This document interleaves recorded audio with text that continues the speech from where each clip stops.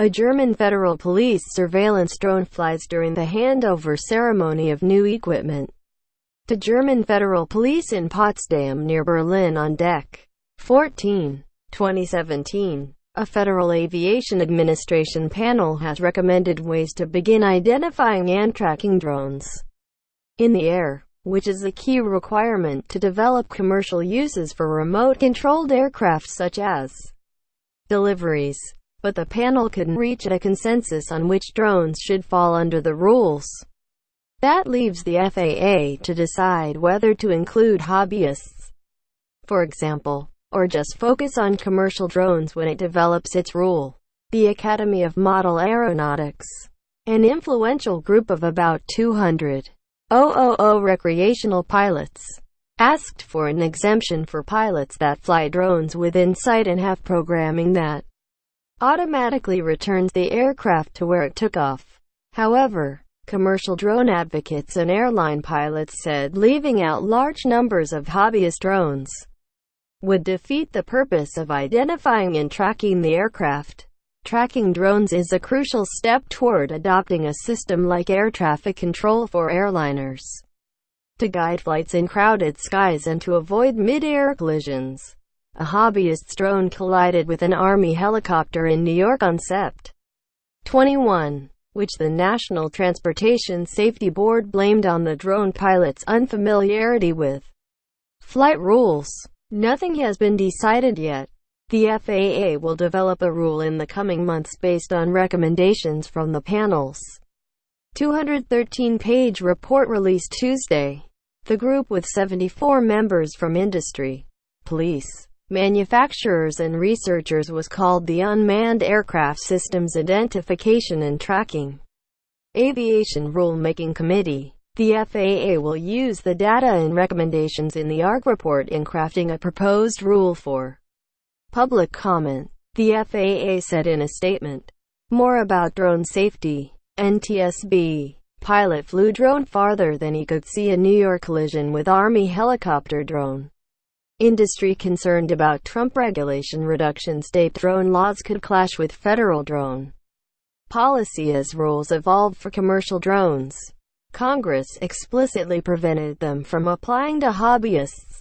A 2012 FAA law said rules for commercial drones didn't apply to recreational drones that operate in accordance with a community-based set of safety guidelines and within the programming of a nationwide community-based organization. A defense bill that became law this month revived an FAA drone registry to help track down an owner after a mishap through an identification number on the aircraft. But the FAA panel created in May was exploring whether to go a step further by identifying and track drones in the air. The group recommended the FAA consider two methods: one with a drone sending a signal to anyone who could pick it up, and another to a network, such as for air traffic control or law enforcement. In both cases, signals would be sent to an FAA-approved database. If the FAA adopted that sort of rule, the goal would be for all drones larger than 9 ounces sold in the U.S. to broadcast a unique signal, nicknamed an electronic license plate. The signal could then be used to develop a traffic management system. We really needed to open up highways in the sky in a way that benefits all of us, said Lisa Ellman, co-executive director of the Consumer Drone Alliance, an advocacy group that includes Project Wing and Ford. But the advisory panel reached no consensus on which drones should be forced to broadcast their license plates. We agree that tracking and remote identification makes sense at some level, depending on the drone's sophistication and capabilities, said Chad Boudreaux, Government Affairs Director for the AMA.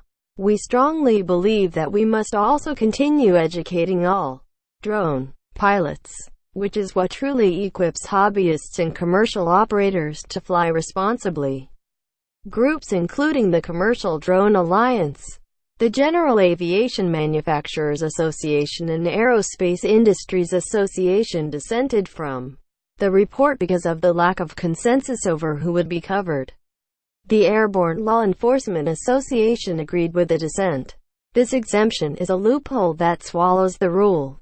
The dissent said, the purpose is to identify the so-called careless, clueless and criminal pilots flying in hazardous way. Elman said, we think any requirement that would carve out a huge set of drones that are flying out there. Elman said, you can't have highways in the sky with a bunch of non-participants.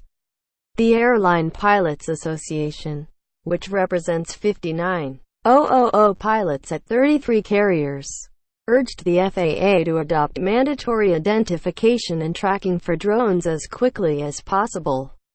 By requiring drone operators to equip their devices with identification and tracking systems, law enforcement officials gain the ability to identify and track down a drone pilot who may be involved in a collision or is jeopardizing the safety of our national airspace or the general public, the group said in a statement.